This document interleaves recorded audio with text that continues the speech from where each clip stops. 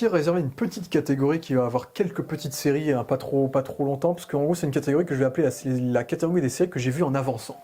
Parce qu'il y a des séries que j'ai pas forcément aimées durant leur première saison, ou qui ne m'intéressaient pas trop et qui m'avaient un peu déçu, et j'ai quand même regardé la seconde saison, entre guillemets, parce que soit parce qu'il fallait que je sois obligé de suivre l'intrigue, parce que c'était genre une série spin-off d'une série qui était bien plus intéressante, ou soit parce que c'est une série qui a une telle réputation et un tel pouvoir médiatique dans la sphère du net, pour moi, il fallait que ce soit important que je regarde la série. Et The Last of Us saison 2 fait partie de cette catégorie parce que moi, je n'ai pas beaucoup aimé la saison 1 de The Last of Us. C'est que moi, je ne suis pas un gamer, je joue pas moi, mais j'ai maté les deux jeux sous forme de film sur YouTube. Et effectivement, l'histoire des deux jeux est assez cool, et l'univers du jeu est assez cool en tant qu'univers post-apo. Même si je trouve qu'on sous-utilise trop le monde un peu zombie, parce que c'est plus un récit sur l'humanité qui est corrompue, que ce soit par la vengeance, par l'amour, etc. Après, je trouve que The Last of Us, c'est pas un récit aussi original que ça, je trouve que ça reprend vraiment beaucoup des tropes qu'on a déjà dans les œuvres de zombies habituelles.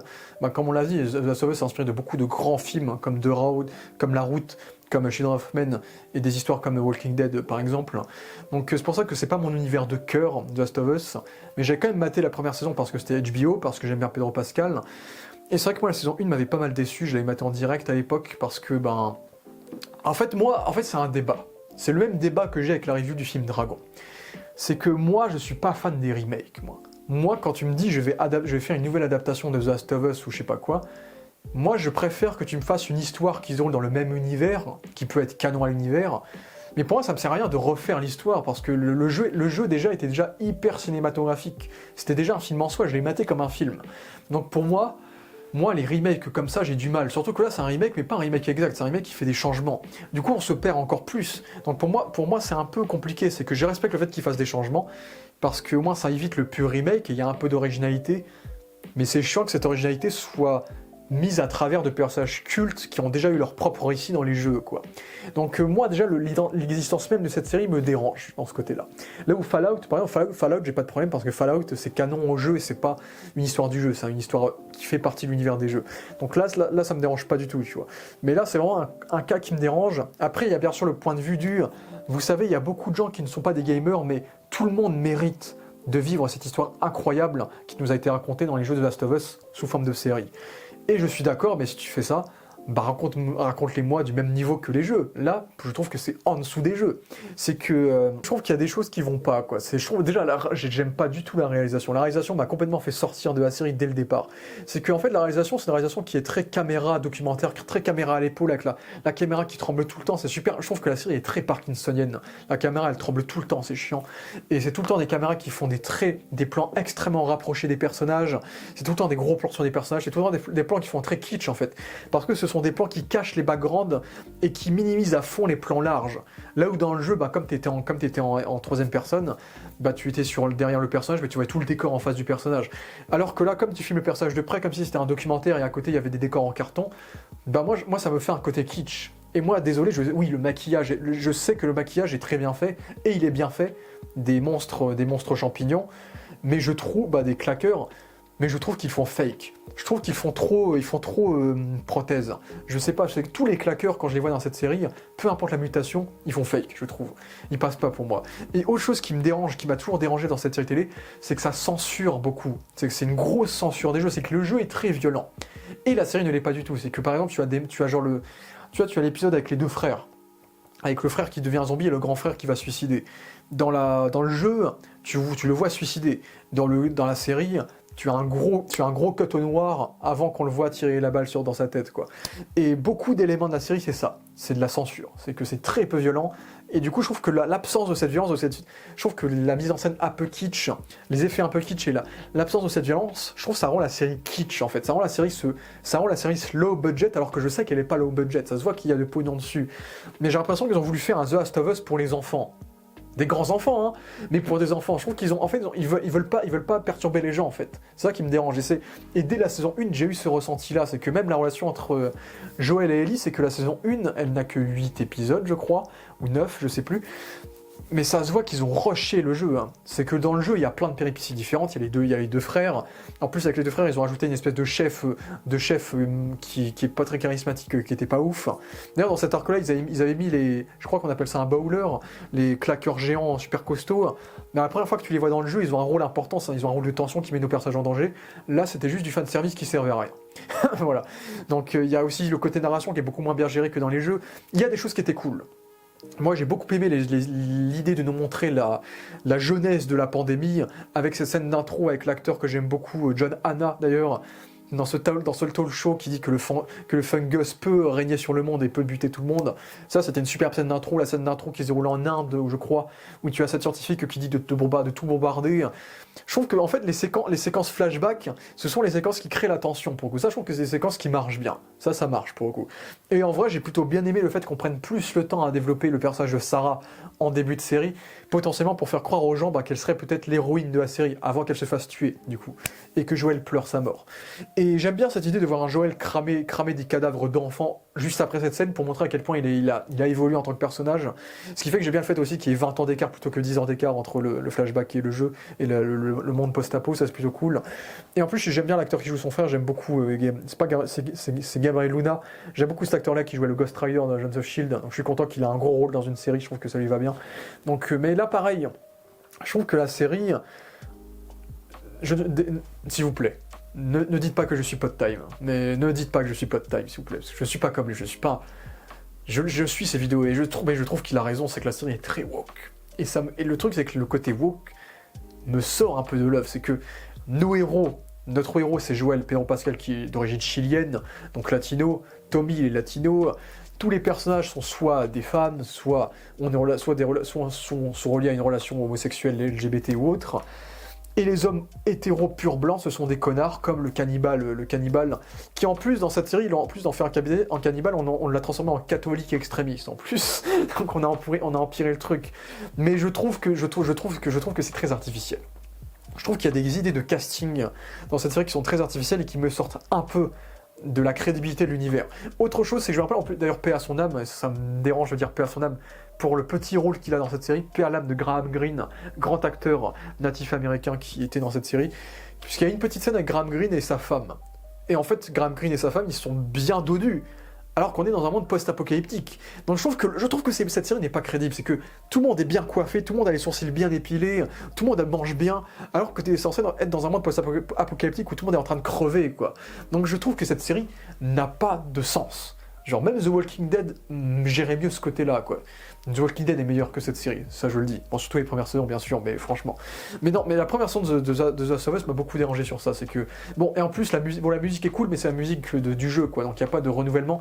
Et l'épisode que tout le monde a adoré, l'épisode avec Billy et Tommy, qui est le grand ajout qui n'était pas dans le jeu, c'est un épisode intéressant, mais en vérité, dans la narration de la série, ça ne fait rien avancer. S'il y a une avancée thématique, c'est que montrer que oui, eux ils sont tombés amoureux, ils ont formé un beau duo, peut-être, et donc ça nous utilise le fait que Joël et Ellie puissent former un aussi bon duo. Oui, thématiquement il y a un lien, mais en termes de pure narration, on n'avance pas. On fait une grosse pause, quoi. Et moi, j'ai jamais compris le génie de cet épisode. J'ai jamais compris pourquoi les gens ont adoré cet épisode avec Bill et Tommy. Parce que, désolé, c'était Bill... Non, putain, c'est pas Bill et Tommy, ça c'est Marvel. Billy et Frank. Billy et Frank. C'est que j'aime bien...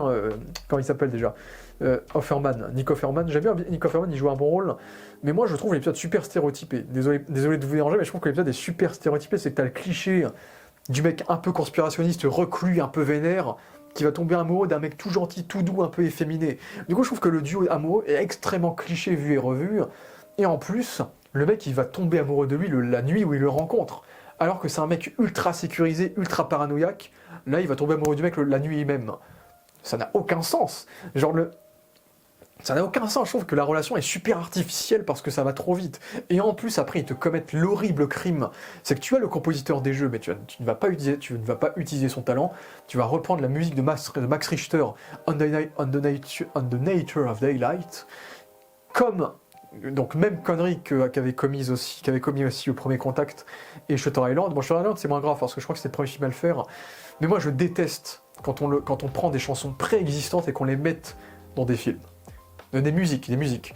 Parce que les gens vont croire que la musique a été composée pour l'œuvre, ils vont se dire putain c'est du génie, ils ont pris une musique incroyable.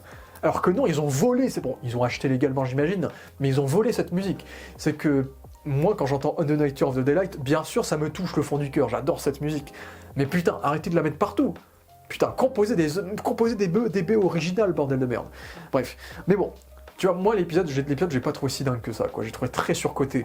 Et puis, après, il y a des points du jeu que j'aurais peut-être bien aimé les voir développer plus. C'est que j'aimais bien la relation qu'il y avait avec je sais plus comment elle s'appelait, la copine de Joël en début de série, qui meurt vite. D'ailleurs, qui meurt avec une espèce de baiser qui était plutôt bien trouvé comme idée. Mais elle, j'aurais bien aimé qu'on la développe plus, tu vois. Ça aurait été plus intéressant peut-être d'avoir passé plus d'épisodes avec elle, par exemple.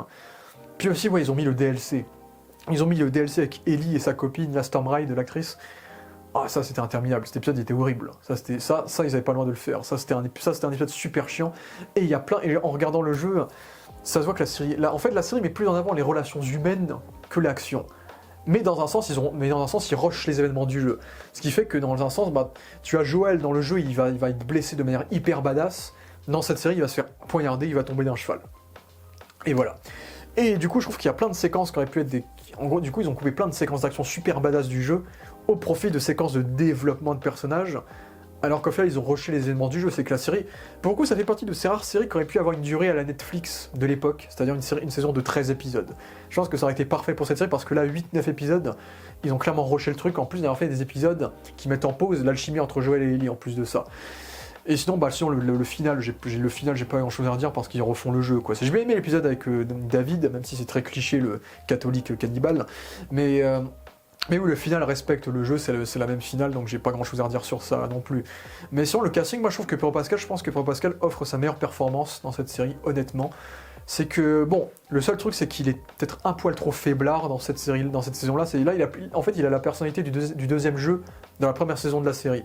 Après, comme la série se déroule 20 ans après le monde normal, il a déjà l'âge qu'il a dans le deuxième jeu, donc c'est un peu paradoxal.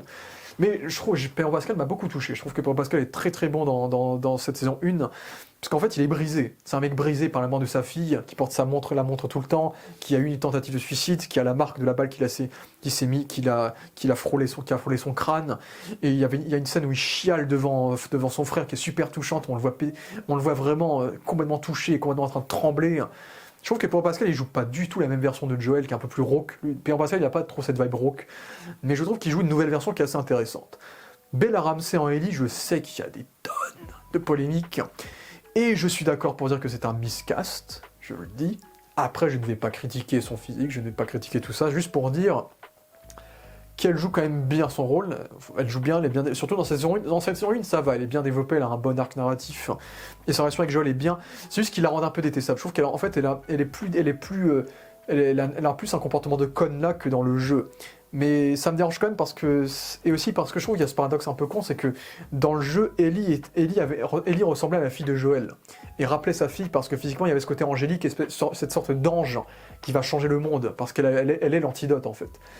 Et on a complètement annihilé cet aspect symbolique-là dans cette série en changeant sa fille, en changeant le physique de Ellie, et en faisant ce traitement-là. Donc moi personnellement, j'ai toujours eu du mal avec Bella Ramsey et Ellie, après je la respecte. Et là vient la saison 2. Et la saison 2, j'avoue que j'ai plus ou moins avancé en la regardant. C'est pour ça que ma critique n'est pas crédible, elle n'est pas véridique. Mais j'ai regardé beaucoup de vidéos autour qui m'ont bien fait rire. Mais pareil. Donc j'ai spoilé la saison 2, bien sûr. Mais pareil.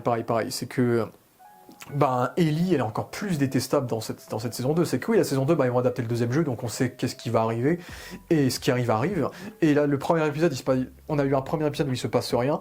Ils ont commis l'immense erreur de foutre une psychiatre. Au lieu d'avoir des personnages qui puissent nous expliquer par l'image, par le cinéma, leurs pensées, en fait, t'as un psychiatre qui va leur obliger à dire leurs pensées à voix haute. Bon. Et donc on tue toute la subtilité. Et désolé, mais le casting du groupe de Abby, désolé, je peux pas. Je peux pas, c'est vraiment le non-charisme incarné, ce casting. Genre Tati Gabriel, Dani Ramirez. Aucun charisme, c'est que le truc, c'est que dans le jeu, ils avaient un peu plus de gueule quand même, mais dans le jeu c'était aussi plus ou moins des ados aussi, mais ils étaient menés par Abby, et Abby c'était une montagne de muscles dans le jeu. Là, Abby ce n'est pas une montagne de muscles, dans le jeu, dans la série, c'est une bande d'ados, quoi. C'est une bande d'ados bien épilés des sourcils, bien rasés, petite coupe de cheveux bien foutue. J'ai l'impression de voir une pub L'Oréal, quoi, quand je les vois. Je trouve qu'il n'y a aucun charisme, il n'y a aucune crédibilité, et en plus on nous spoil. On te spoil l'arrivée de Abby dès le premier épisode. Donc oui, je pense savoir pourquoi, parce qu'ils veulent qu'on sache... Je pense qu'ils voulaient éviter la haine qu'aurait reçue potentiellement Caitlin Dever par rapport à la fin de l'épisode 2, en faisant en sorte qu'on sache qu'elle est déjà là et qu'on connaisse ses objectifs. Mais je trouve que ça spoil beaucoup ce qui va arriver en épisode 2. Après, l'épisode 2 est peut-être le meilleur épisode de la série, en tout cas le meilleur épisode de cette saison 2, ça c'est sûr. Dans le sens où ils ont créé ce truc-là qui n'était pas dans le jeu, ce gros combat, donc un peu en mode Winterfell, entre les claqueurs et des claqueurs géants, et du coup la ville, j'ai plus le nom de la ville, Jacksonville je crois, et ça c'était très cool, la tension qui était menée, le fait qu'ils étaient sur le point de crever, la galère, les citoyens qui s'entraident et tout, ça c'était très cool, ça j'ai beaucoup aimé, et en parallèle tu as Joël impuissant qui voit sa ville tomber en flammes, et en plus il va crever, donc Joël meurt en pensant que quasiment tout le monde est mort, en pensant peut-être que Ellie va se faire buter après lui, donc ils ont quand même réussi dans un sens à rendre la mort de Joël plus cruelle, et ça c'est bien. Mais d'un autre côté, ils ont censuré sa mort. Et ça me dérange. Et je trouve que sa mort, elle est triste, oui, elle est triste, voilà, elle fait mal au petit cœur, mais ils l'ont censuré. Déjà, ils ont remplacé Dina, ils ont échangé Dina et Tommy, ça m'a pas trop dérangé, pourquoi j'ai pas de problème avec ça. Dina, du coup, est jouée par Isabella Merced, qui est un bon ajout cette saison, j'imagine, et qui est péruvienne, donc je suis obligé de dire qu'elle est bien, du coup. Et du coup, le truc, c'est que quand il meurt, déjà, c'est beaucoup plus violent, c'est qu'il y a du sang partout, quand on lui tire dessus, il y a du sang, quand on le tue avec la batte, et donc il y a du sang qui coule de son crâne. Là, dans cette série, on va tout censurer, c'est quand il se prend un coup de shotgun sur le genou, mais il n'y a pas de sang qui gicle, il n'y a rien. Et quand on le tue, on va le planter une épine, comme ça, il n'y a pas de sang qui gicle. Donc en fait, je sais pourquoi ils censurent. Pourquoi ils censurent? C'est que la mort de Joël, tu sens la violence qui s'est prise, tu sens la torture, la terreur. Et ils ont réussi à censurer ça dans cette série-là. C'est que la mort est triste, mais elle est moins viscérale que dans le jeu, je trouve. Donc ça me dérange. Et puis après, t'as toute la suite, où là j'ai un peu regardé d'un œil, c'est que je crois que le seul truc que j'ai regardé à peu près en entier, c'est Isaac, parce que Isaac est joué par Jeffrey Wright, qui le jouait déjà dans le jeu, et Jeffrey Wright, j'aime beaucoup Jeffrey Wright, et c'est un peu le seul mec qui a du charisme qui reste dans la série, donc j'aimais bien ces séquences à lui qui torture parce que je sais qu'il y a une espèce de secte qui est en rivalité avec les Wolves, et donc on a un peu développé ça dans cette saison, qui a l'air un peu intéressant, mais qui a l'air un peu mis en pause, parce que c'est pas non plus important dans la diégèse de cette saison-là. Et Abby, moi j'aime bien Caitlin Dever, honnêtement, mais elle aurait peut-être fait une bonne Ellie d'ailleurs, elle était en discussion pour jouer Ellie à l'époque, quand ça devait être un film avec Sam Raimi à la réalisation, mais elle fait bien le taf, elle joue bien. Après c'est dommage que pareil, on perd toute la subtilité avec tout le délire d'elle qui va tout expliquer à Joël avant de le buter. Et le fait qu'elle fasse pas peur, c'est qu'elle fait pas peur. C'est juste une ado qui a de la haine. Du coup, elle fait pas peur du tout, c'est juste qu'elle est bien entourée. Si elle était pas entourée, Joël la plaquerait, quoi. Donc je trouve qu'ils ont pas, les vilains n'ont pas de charisme. Et même si Caitlin Dever joue bien, je trouve que j'ai du mal. Il faut attendre la saison 3, mais c'est aussi ça, parce qu'ils ont fait la connerie de continuer l'histoire de Ellie, et du coup, toute la saison 3 sera sur Abby, alors que le shift de couper ça, et d'ensuite faire une saison sur Abby, ça aurait pu être du génie en termes de narration de série télé, parce que c'était du génie quand ils l'ont fait dans le jeu. Donc ça, c'est chiant. Mais bon, bref, parce qu'après, le reste de la saison, c'est rompiche. Et il y a plus de claqueurs, ça c'est bien. Il y a quelques séquences un peu horrifiques avec des claqueurs, où il y a Dina et Ellie qui sont coincés, etc. Mais le reste, je sais qu'il y avait la vanne de Ellie qui dit qu'elle va être papa, il y a des trucs comme ça, des conneries comme ça. Eux qui perdent leur map et qui doivent retourner à chercher, je crois. Les 4-5 épisodes qui s'enchaînent après cet épisode, c'est l'enfer sur Terre. C'est l'ennui, c'est rompiche, c'est dormir, c'est des intrigues très très connes aussi. Une Ellie qui devient assez détestable aussi. Et après, oui, t'as l'épisode flashback sur Joël où ils se sont dit, PO Pascal il coûte trop cher, on pourra pas le ramener pour les prochaines saisons. Donc on va regrouper tous ces flashbacks dans un seul épisode. Et ils ont réussi, et là pareil, je trouve que c'est super mal. En plus, j'aime beaucoup l'acteur John Pantanano, j'ai défoncé son nom, désolé, j'écrirai. John Pantanano, je crois. Où on découvre que Joël a tué le mari de la psychiatre pour rien. Et du coup, c'est pour ça qu'on déteste tous Joel. Mais je trouve que scénaristiquement parlant, c'est une idée tellement conne de rendre Joel détestable en faisant ce truc-là. Je trouve que ça le rend débile. Je trouve que c'est mal fait. Mais la séquence du ranch entre Joel et Ellie est assez touchante et marche très bien. Et c'est un bon départ pour Pedro Pascal.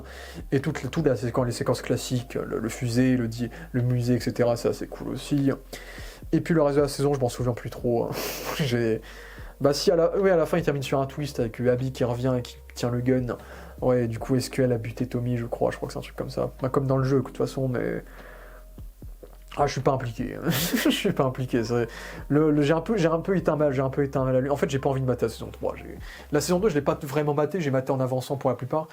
Mais honnêtement, rien qu'en vous disant ça, la saison 2, je trouve qu'ils ont raté le coche sur la mort de Joel et ils ont pas réussi à rendre Ellie aussi... En fait, ils ont pas réussi à rendre Ellie convaincante en termes de charisme, mais surtout en termes d'écriture, c'est que Bella Ramsey fait au mieux, mais l'écriture ne suit pas non plus, malheureusement, c'est qu'on voit que Craig Mazin, c'est une fraude, hein, on l'a toujours dit. Hein. C'est que le mec, il a fait super-héros de movie à la base. Le mec, il a fait des comédies un peu nulles, et là, un jour il a fait Tchernobyl, c'est un génie, mais il fait Last of Us après, et on se rend compte dans Last of Us qu'il est pas très fort, en fait. Donc, et puis en plus, Neil Druckmann s'est barré aussi, donc la saison 3, ça risque d'être un sacré bordel, et en plus, il y a eu des baisses d'audience, mais franchement... Cette saison 2 de Last of Us, je ne peux pas la critiquer de façon objective parce que je ne l'ai pas vue en entière, mais pour moi c'est un flop.